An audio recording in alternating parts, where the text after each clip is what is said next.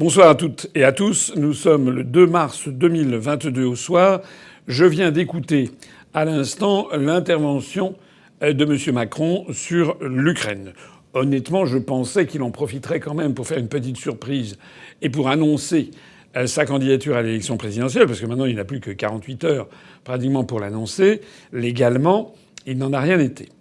Alors on a vu quoi? On a vu un truc très habituel en définitive, c'est-à-dire M. Macron donnant dans l'hyperbole, dans l'emphase, dans un discours très théâtral, dont on voit bien qu'il est tellement écrit et travaillé qu'en fait, il n'en pense pas un mot. On voit aussi, une des choses qui m'a frappé en premier, c'est de voir M. Macron s'exprimer une nouvelle fois devant 3 drapeaux. Alors le drapeau français, on va finir par le perdre, parce que ça va bientôt devenir une espèce de rassemblement de chiffons. Donc il y a le drapeau français, il y a le drapeau bleu aux étoiles, mais maintenant il y a un drapeau bleu et jaune qui est le drapeau de l'Ukraine. En fait, il aurait dû y ajouter le drapeau bleu avec, vous savez, l'espèce de boussole qui est le drapeau de l'OTAN.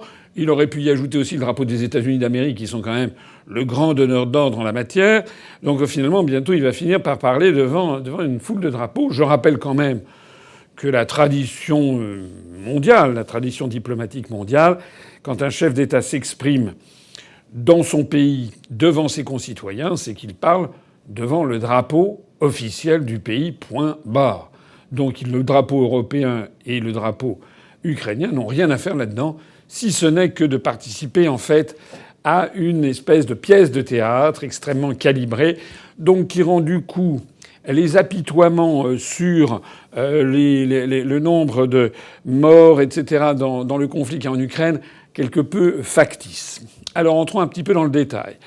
M. Macron a commencé en y allant des trémolos, en parlant d'une guerre qui était inégalée depuis des décennies.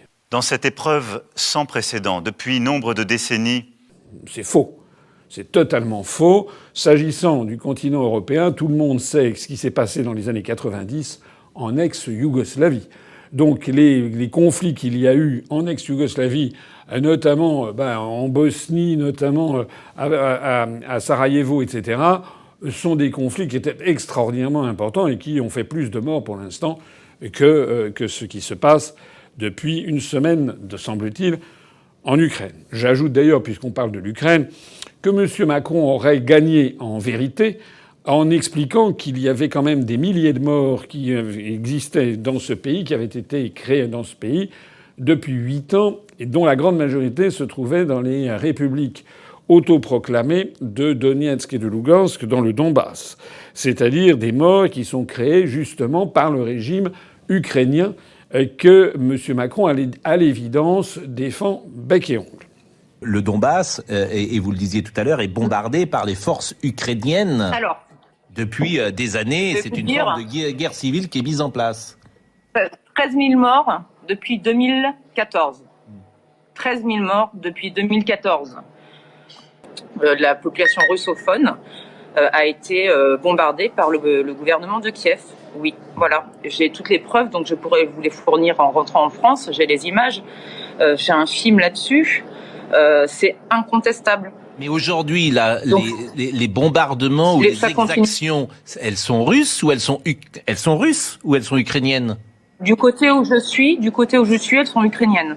Je suis désolée de choquer tout le monde. Non, pas du tout. Et je ne prends pas parti. Au contraire.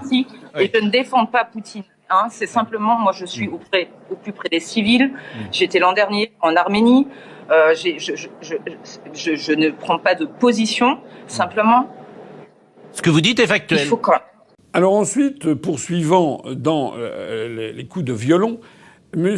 Macron a commencé à parler de M. Zelensky, le président de l'Ukraine, que l'on nous présente dans la presse française comme un héros des temps modernes, et que M. Macron a qualifié de visage de l'honneur, de la liberté et de la bravoure. J'adresse au président Volodymyr Zelensky le soutien fraternel de la France.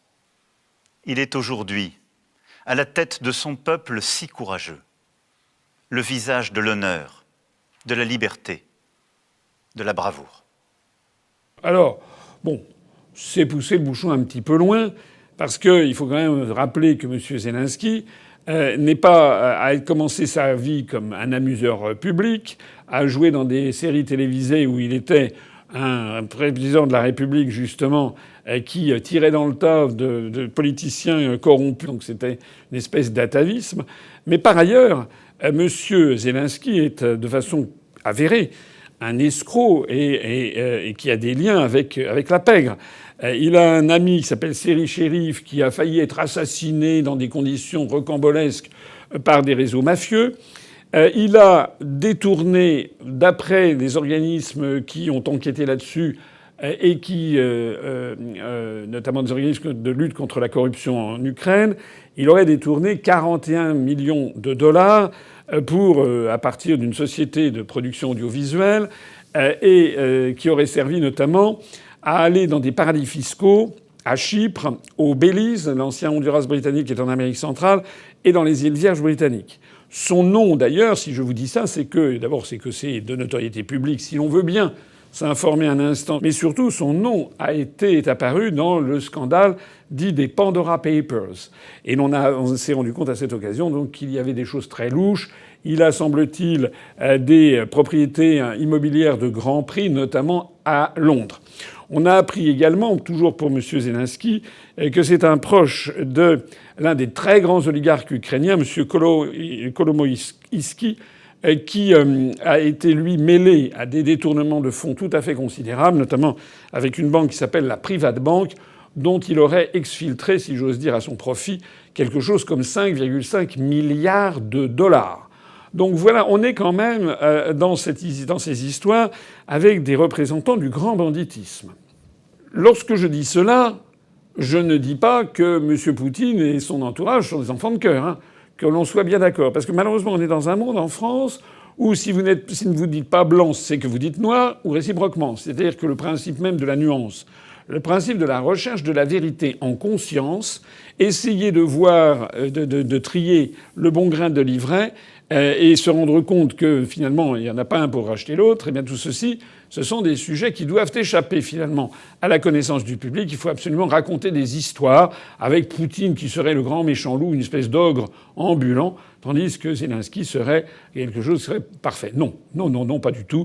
En fait, la pègre, la mafia, les réseaux mafieux dans beaucoup de pays de l'Est de façon générale, mais en Ukraine en particulier, sont extraordinairement développés. Ensuite, M. Macron a poursuivi en se félicitant que des organes de propagande russes en France avaient été fermés. Les organes de propagande russes viennent de cesser d'émettre en Europe. Ça veut dire quoi? Ça veut dire qu'il s'en prend à RT France et à Sputnik. Alors là, je suis ici tout à fait scandalisé, puisque je rappelle que RT France et Sputnik sont des organes de presse qui ont été autorisés par l'État, autorisé notamment par le Conseil supérieur de l'audiovisuel, qui est devenu maintenant l'ARCOR, et que si ces organes ne respectaient pas le cahier des charges qui leur était fait, à ce moment-là, elles pouvaient se voir fermer leur chaîne. Or, ça n'est pas du tout ce qui s'est passé. Ce qui s'est passé, c'est que nous avons eu Madame von der Leyen, présidente de la Commission européenne, une Allemande qui n'a été élue par personne et qui, de sa propre initiative, a décidé que RT France, ou RT de façon générale, Russia Today et Sputnik seraient fermés dans toute l'Union européenne. Alors là, j'avoue que les bras m'en sont tombés. Parce que Madame von der Leyen, présidente de la Commission européenne, n'a pas le pouvoir de prendre cette décision. Il s'agit d'une véritable forfaiture, il s'agit d'un coup de force contre la liberté de la presse et la liberté d'expression. Pourquoi je dis ça? Parce que dans les traités européens, à aucun moment il n'est précisé que la Commission européenne en général et la présidente en particulier aient le pouvoir de faire fermer des organes de presse. Je rappelle d'ailleurs que RT en France, RT France et Sputnik France étaient des organes de presse français, avec des journalistes français. À RT France, je crois qu'ils avaient 170 Français ayant leur carte de journaliste, qui donc ont été fermés, chassés comme des malpropres du jour au lendemain, par une décision totalement illégale prise par Madame von der Leyen et qui s'est imposée aux Français et à la France tout simplement par Google et par YouTube qui, obéissant illico à la déclaration de Mme von der Leyen, ont mis en œuvre ce qui avait été demandé, c'est-à-dire fermer ces organes de presse. C'est incroyable. Si vous y réfléchissez, c'est absolument incroyable parce que ça veut dire que la France a perdu dans cette histoire un principe fondamental, c'est son indépendance nationale d'une part, mais sa protection de la liberté d'expression. Il suffit maintenant que la présidente de la Commission européenne décide de faire fermer un organe de presse en France pour qu'on s'exécute, ou plus exactement pour que YouTube ou les réseaux sociaux s'exécutent, obéissent à Mme von der Leyen, sans même s'intéresser de savoir quelle sera la décision judiciaire en France. Alors, pour essayer de camoufler tout ça, on a eu une décision a posteriori qui a demandé effectivement la fermeture. Mais tout ça est absolument scandaleux. C'est encore plus scandaleux d'ailleurs que quiconque allait regarder RT France et Sputnik, ma foi, je suis désolé, ça n'était pas des organes de grande propagande. C'était des organes de propagande en ce sens que c'était d'un point de vue russe, mais réellement, il y avait quand même très peu de choses à redire. Enfin, je ne sais pas qu'est-ce qu'il y avait à redire. C'était des faits qui étaient présentés. Et il donnait la parole à des partisans comme à des critiques d'Emmanuel Macron et de la politique du gouvernement. Je le dis d'autant plus, d'ailleurs, que RT France, qui jadis m'invitait, ça faisait au moins 1 an et demi ou 2 ans qu'il m'avait très peu invité, d'ailleurs comme la plupart des responsables politiques français. Il les avait un peu tenus à distance. Donc il s'agit d'un véritable fait du prince absolument scandaleux et qui retire à la France le droit de parler de liberté, de pays de la liberté d'expression, comme d'ailleurs à l'Union européenne. D'ailleurs, sauf erreur de ma part, lorsqu'il y a eu l'intervention scandaleuse américaine en Irak, lorsqu'il y a eu ces bombardements de l'Irak, un pays souverain, et que les États-Unis ont piétiné le droit international. Et là, ils n'y sont pas allés en donnant dans la dentelle, j'y reviendrai tout à l'heure. Mais sauf erreur de ma part, on n'a pas interdit en France CNN. On n'a pas non plus interdit Al Jazeera. On n'a pas interdit donc CNN lorsqu'il s'est agi des exactions commises en Libye, en Syrie, en Afghanistan. Je voudrais d'ailleurs au passage attirer l'attention, mais je crois qu'ils n'ont pas besoin que je leur attire l'attention, parce que je sais, j'ai des amis journalistes, oui, j'ai des amis journalistes, et je sais que dans la profession, il y en a quand même qui commencent sacrément à tousser. Parce que c'est très gentil de se dire oui, mais c'était des organes russes.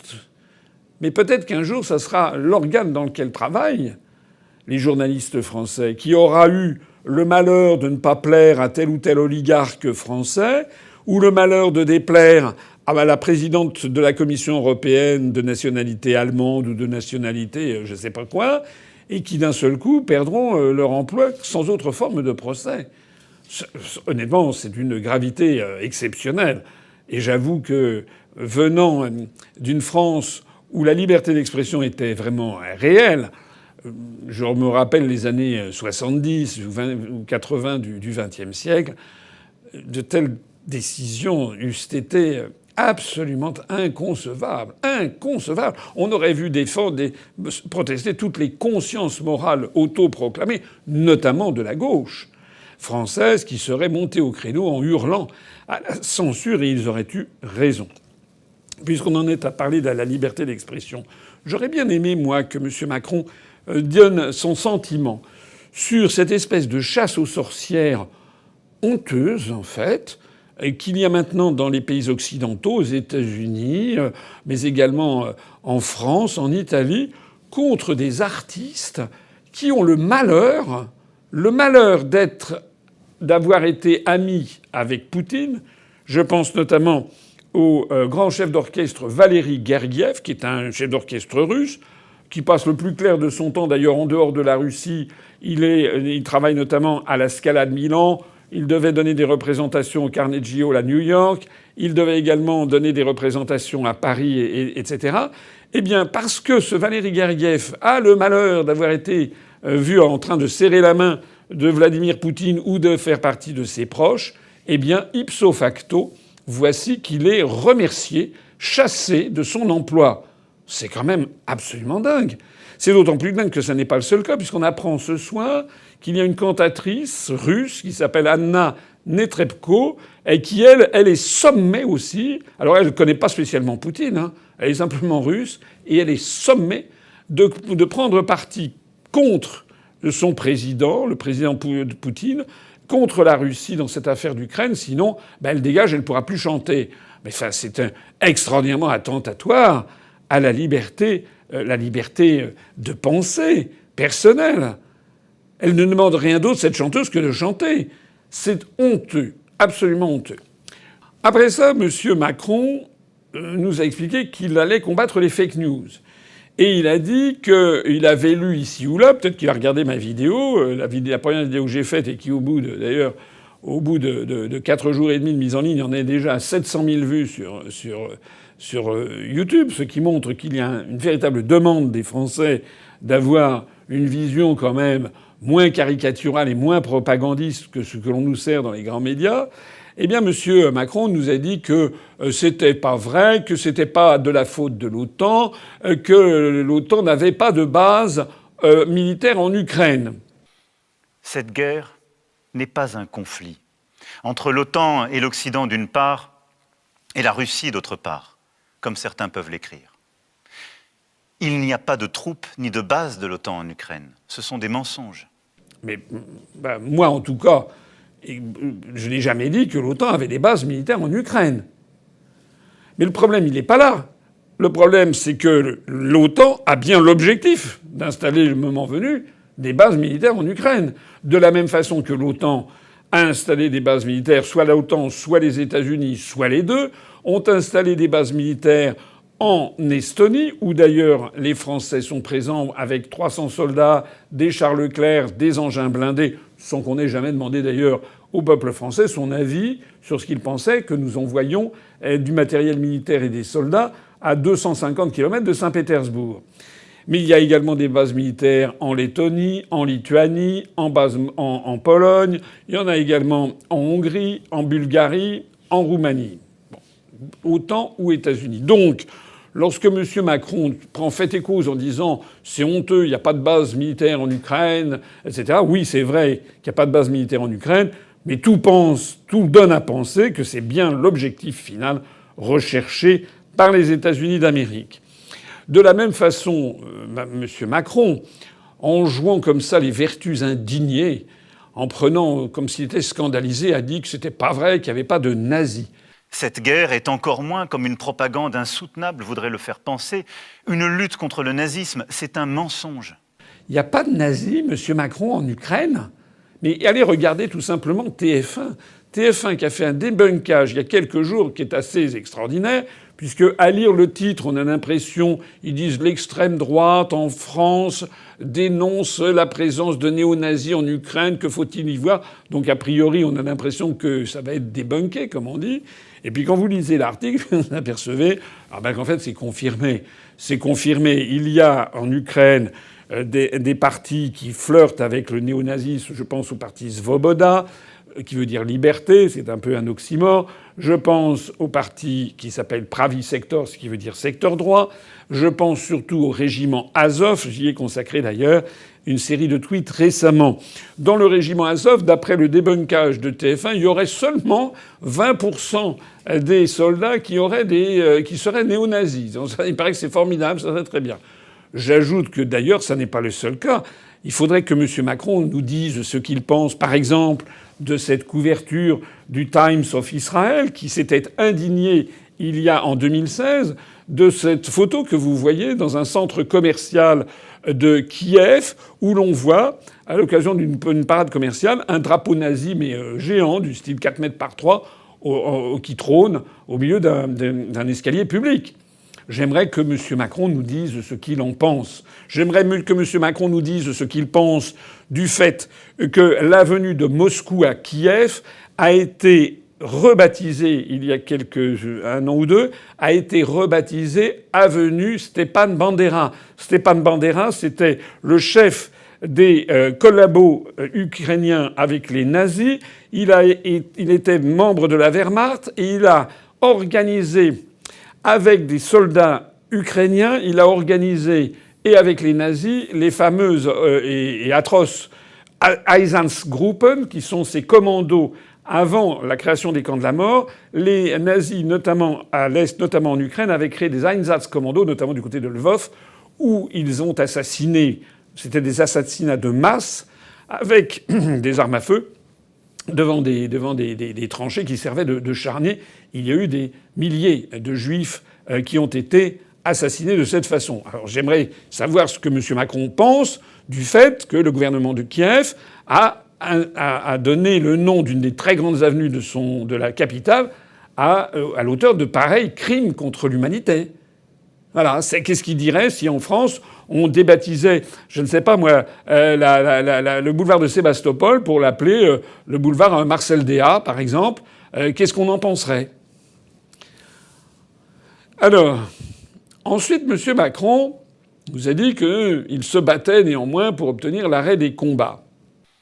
Nous continuons et continuerons un travail acharné afin de conduire sur tous les continents les nations à condamner l'invasion, à exiger le cessez-le-feu et le respect des opérations humanitaires sur le sol ukrainien. Mais comment peut-il dire qu'il se bat pour obtenir l'arrêt des combats alors même qu'il est dans une Union européenne qui a pris la décision, là aussi au niveau de la Commission européenne d'ailleurs, de fournir des armes à l'un des belligérants? On a appris que Mme von der Leyen, flanquée de Joseph Borrell, le ministre des Affaires étrangères, entre guillemets, de l'Union européenne, ils ont annoncé tous les deux que l'Union européenne allait acheter pour 450 millions d'euros d'armes qu'ils allaient transmettre aux résistants ukrainiens. Alors moi, j'aimerais savoir, d'abord, c'est la première fois que ça se passe. Je n'ai jamais vu, d'ailleurs, que la Commission européenne avait fait ça. Deuxièmement, ça ne figure dans aucun article des traités. Il n'y a aucun article des traités qui dise que la Commission européenne a le droit d'acheter des armes à feu pour le donner à l'un des belligérants dans un conflit extérieur. Troisièmement, j'avais cru comprendre, moi, que la construction européenne était une œuvre de paix et que l'objectif était d'essayer de parvenir à la paix, et que pour parvenir à la paix, il fallait justement bannir les armements et développer le dialogue et développer le commerce. C'est quand même ce qu'on nous explique depuis depuis le berceau. On nous a expliqué que pour surmonter l'antagonisme traditionnel entre la France et l'Allemagne, il n'y avait rien de mieux que d'avoir mis ces deux puissances dans une organisation avec un marché commun et où on discuterait de la taille des sièges de tracteurs ou bien de l'interdiction de tel ou tel, produit phytosanitaire, et comme par miracle, eh bien ceci aboutirait à la paix. Alors, si les gens qui croient dans cette construction européenne et dans ses effets pacifiques l'y croient vraiment, loin d'envoyer des armes à l'Ukraine, on devrait au contraire faire entrer dans l'Union européenne, proposer d'entrer dans l'Union européenne, non pas d'abord l'Ukraine, mais d'abord la Russie. Comment se fait-il qu'on n'ait jamais proposé d'ailleurs d'entrer dans l'Union européenne à la Russie? Parce que je renvoie à mes analyses depuis 15 ans. J'explique en fait que la construction européenne est le faux-nez des intérêts géopolitiques américains en Europe. Sixième point, je vois que M. Macron verse des larmes de crocodile sur les conséquences économiques auxquelles il fallait s'attendre, qu'on allait souffrir, qu'on allait avoir des difficultés d'approvisionnement énergétique, qu'on allait avoir des difficultés d'approvisionnement peut-être en produits agroalimentaires, que ceci allait nous coûter de l'argent, que nous allions manquer peut-être de matières premières.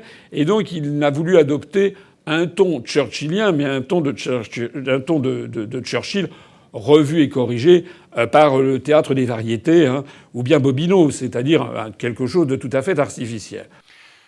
Notre agriculture, notre industrie, nombre de secteurs économiques souffrent et vont souffrir, soit parce qu'ils dépendent des importations de matières premières venues de Russie ou d'Ukraine, soit parce qu'ils exportent vers ces pays.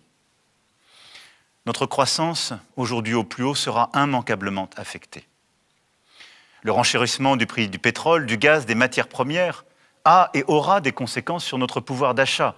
Demain, le prix du plein d'essence, le montant de la facture de chauffage, le coût de certains produits risquent de s'alourdir encore.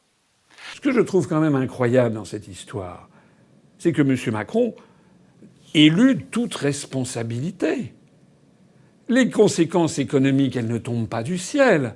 Elles tombent des mesures prises par la Commission européenne et par la France. Le pire, c'est que les sanctions qui sont prises par l'Union européenne et par la France à l'encontre de la Russie tombe à côté de la plaque. Pourquoi ? Parce que Vladimir Poutine est au pouvoir depuis 22 ans, depuis 2000. Il y a eu un petit interlude où il a cédé la présidence à Dimitri Medvedev pour des questions institutionnelles à l'époque, qui ont ensuite été réglées. Mais en fait, c'était lui quand même qui dirigeait le pays. Donc on peut dire que M. Poutine dirige la Russie depuis 22 ans. Il va avoir d'ailleurs 70 ans. Bon.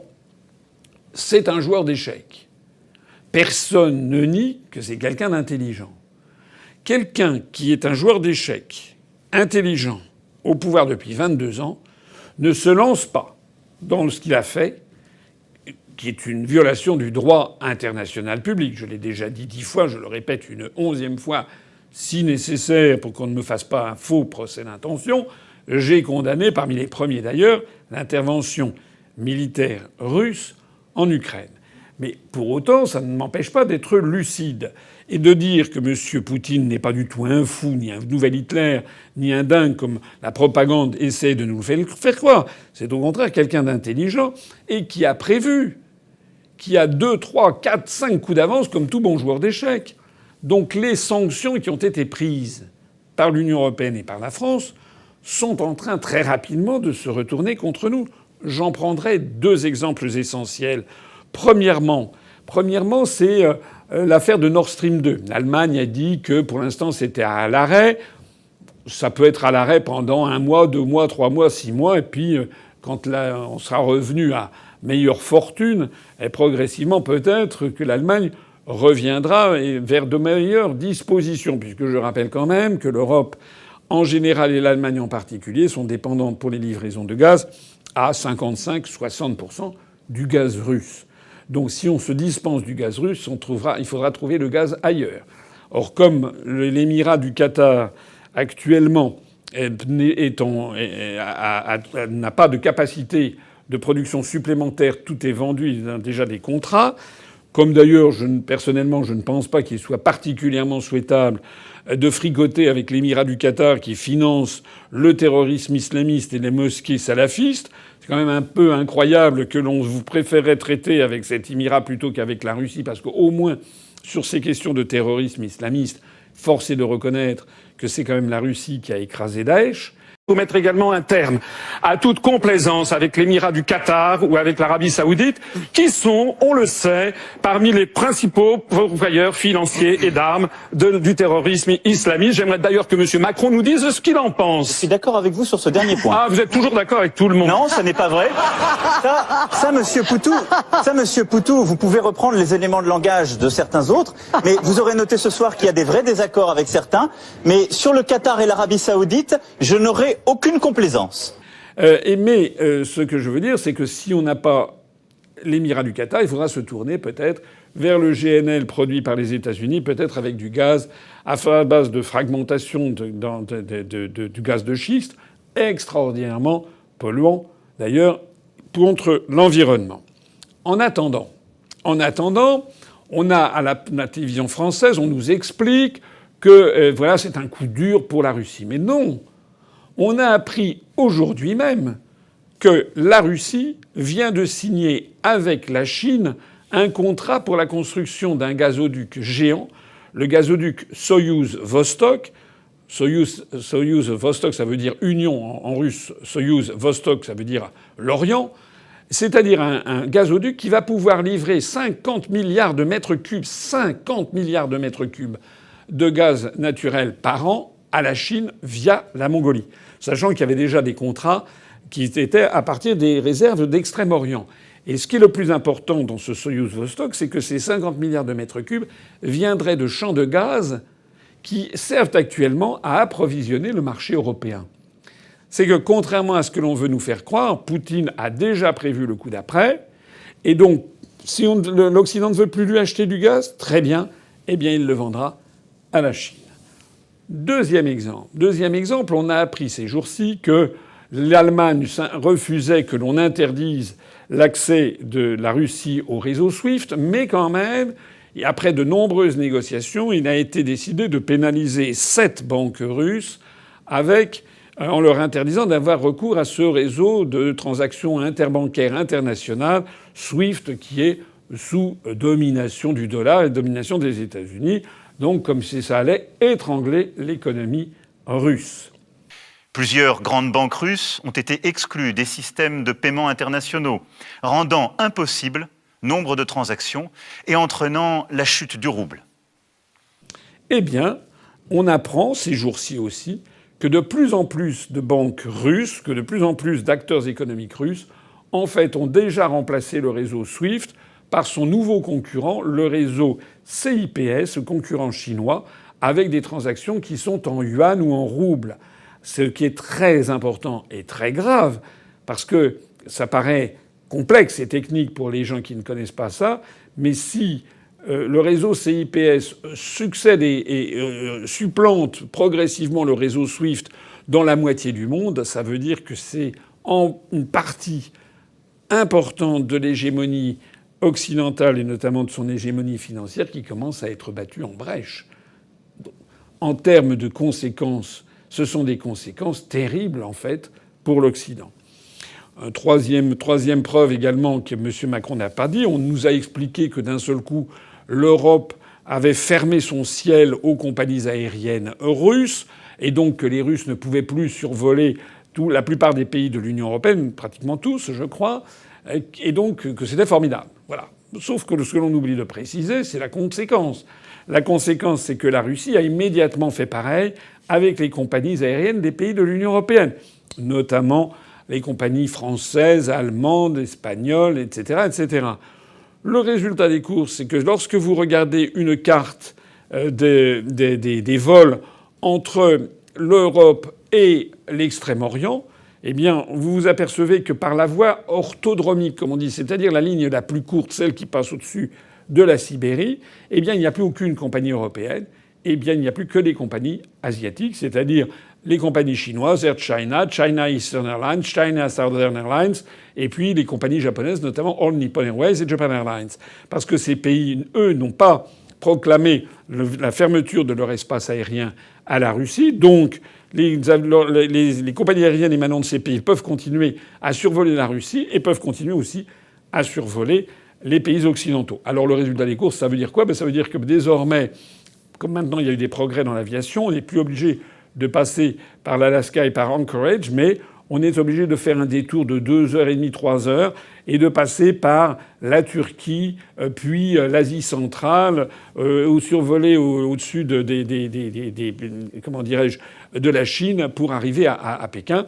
C'est un coût qui est considérable puisqu'il faut compter à peu près $200 de surcoût pour une minute de vol. Donc si vous rajoutez 2h30 de vol supplémentaires, vous voyez ce que ça représente et qui vient grever les finances des compagnies aériennes européennes.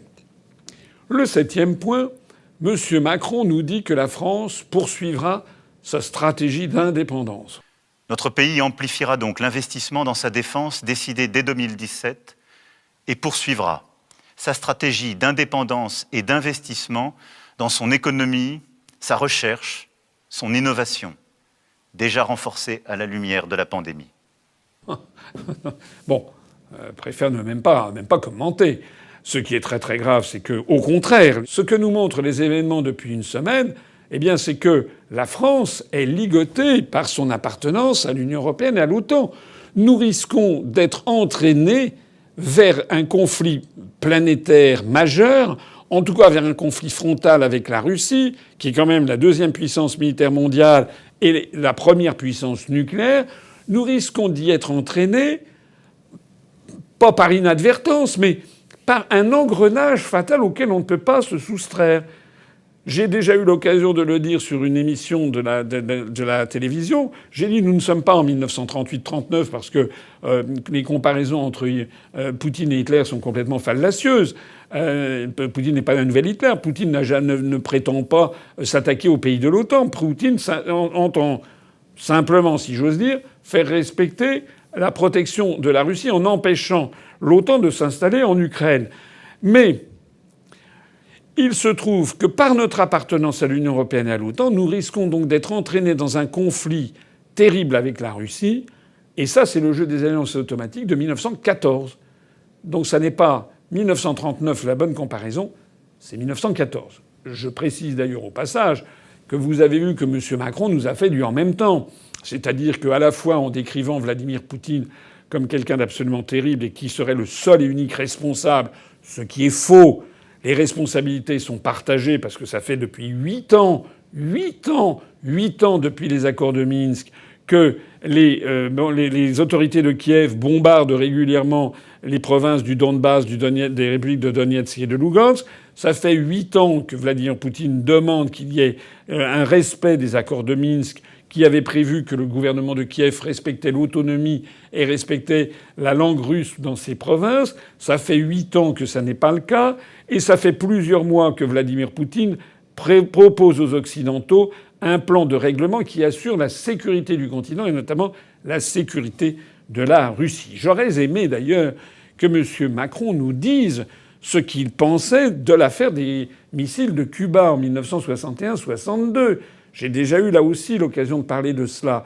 Lorsque Khrouchtchev, en 1962, a installé des missiles à Cuba, Cuba était une île souveraine et indépendante.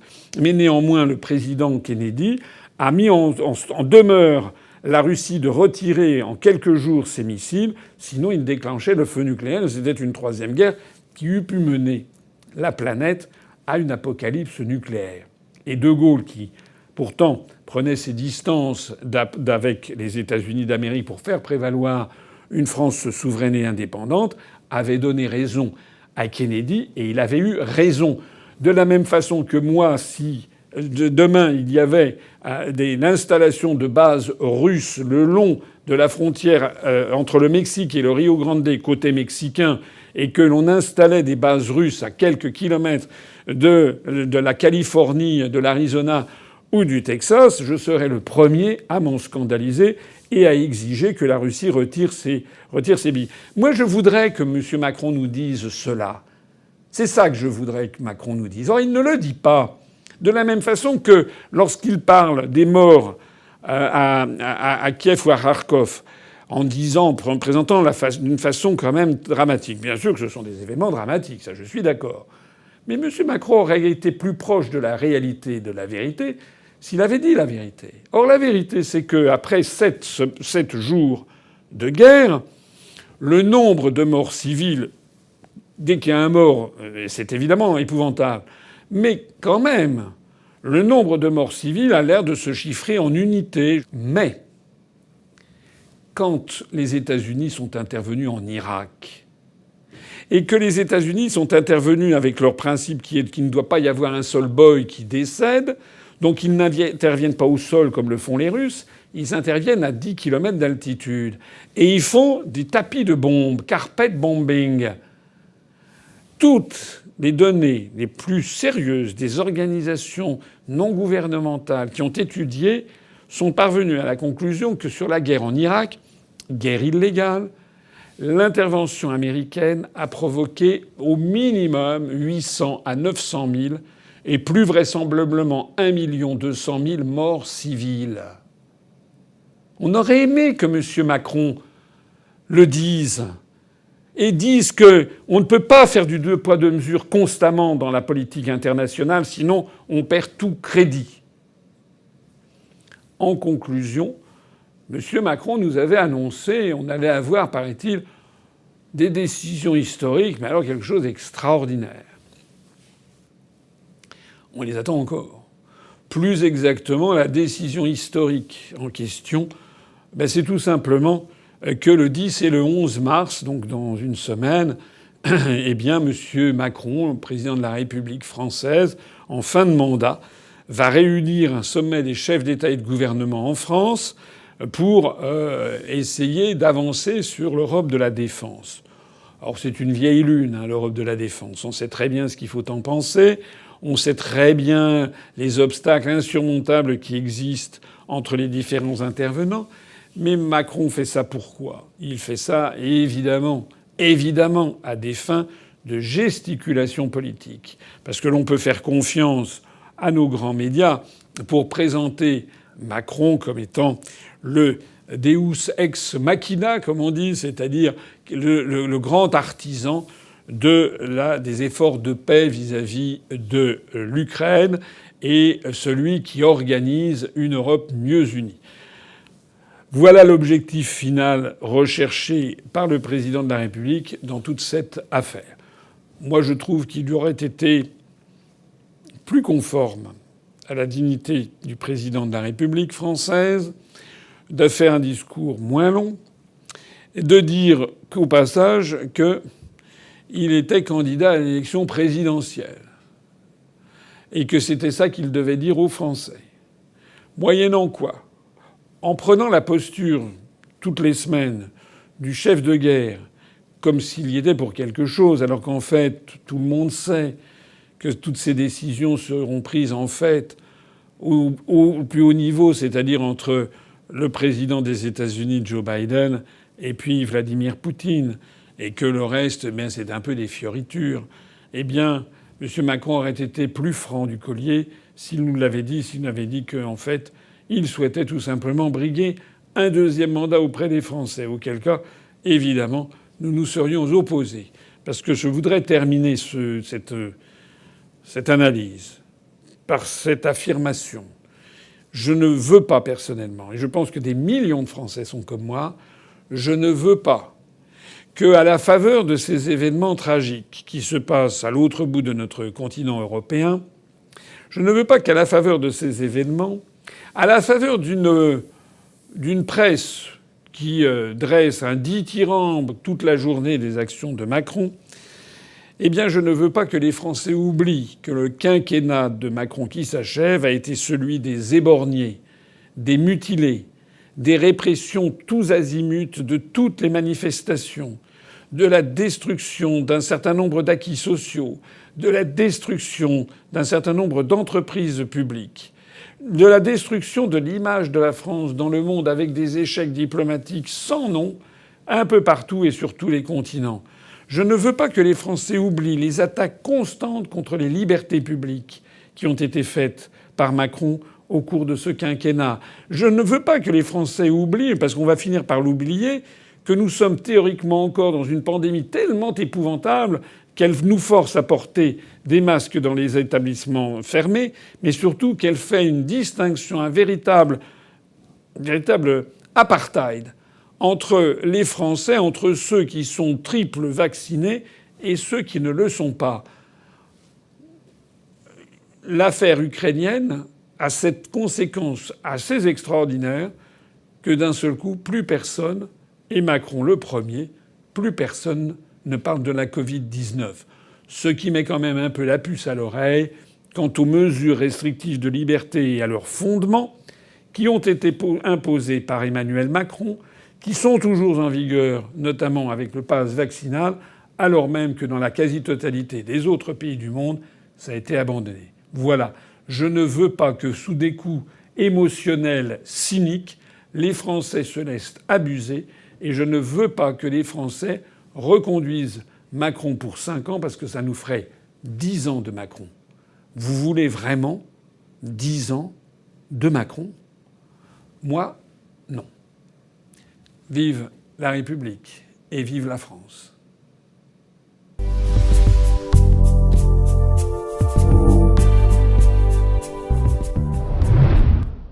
Bon, vous avez compris, Asselineau 2022, c'est parti.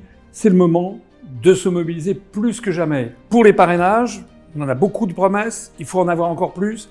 Et aussi pour le nerf de la guerre, c'est-à-dire le financement de la campagne. Vous savez que nous avons 0 € d'endettement. Nous comptons rester avec 0 € d'endettement, donc il vous appartient de participer. On a besoin d'argent, je le dis carrément comme tout le monde, on a besoin d'argent pour financer l'élection présidentielle et pour financer les élections législatives. Voilà, on a mis un compteur, maintenant c'est à vous de jouer. Vous savez que vos sommes sont déductibles à 2/3 de l'impôt sur le revenu que vous acquittez si vous en payez un. Merci d'y songer, il s'agit de la France. À bientôt.